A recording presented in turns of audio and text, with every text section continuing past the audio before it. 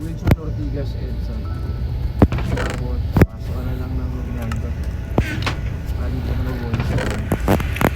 Okay na? Okay na dito. Alam mo na dito. Kukunin ko pa yung ano natin eh.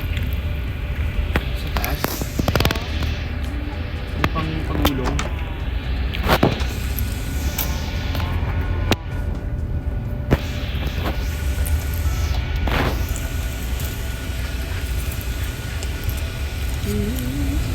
Baka naman merong ano dyan. O di tama-tama, pag uuwi tayo, di kukunin ko na rin yung salamin ko.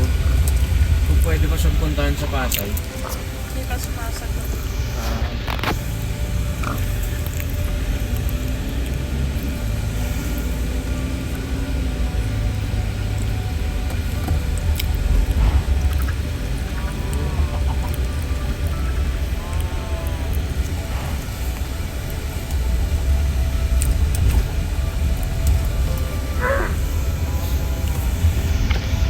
Yan ang kulang po sa ano. Paris talaga. Hindi kasi at least yung gumagawa sa lamin ko dati kaya hindi nila makuha. Yung grado mo.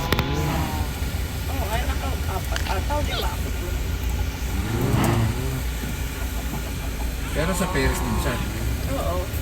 Eh pero ito, ano kasi siya parang tinakwil ng tatay. Ayun ba yung papakamatay? Eh?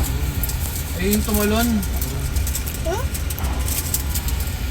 Eh, yung tatay niya, di ba nakatira sa Balya dito? Sabi ko, pwede bang ipangalan namin sa daddy mo? Sabi niya, wag, magkakaproblema tayo. Paano? Yung pa nga yung ano, birthday ni Brian. Balya 6 ba yan? O Balya 2? 6. Ayun. Sabi niya, wag, baka magkaproblema pa tayo.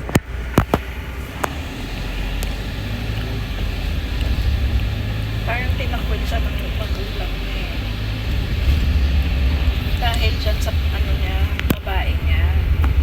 Yan, Rix. Kasi akala niya nabuntis niya. So, pinakasalan niya. Yun pala, joke time. Hindi pala buntis. Hindi, nabuntis niya. So, Kaya ayun. hindi siya yung tatay. Oo. Eh, pero napakasalan niya na ito. Tapos, Sino yung sinasabi mo tumalon dahil sa mga investments? oh? Parang gano'n eh. Parang nagpamatay eh. Nag-suicide eh. Meron ako nitong gano'n. Sinabi mo nga ay yung gumagawa ng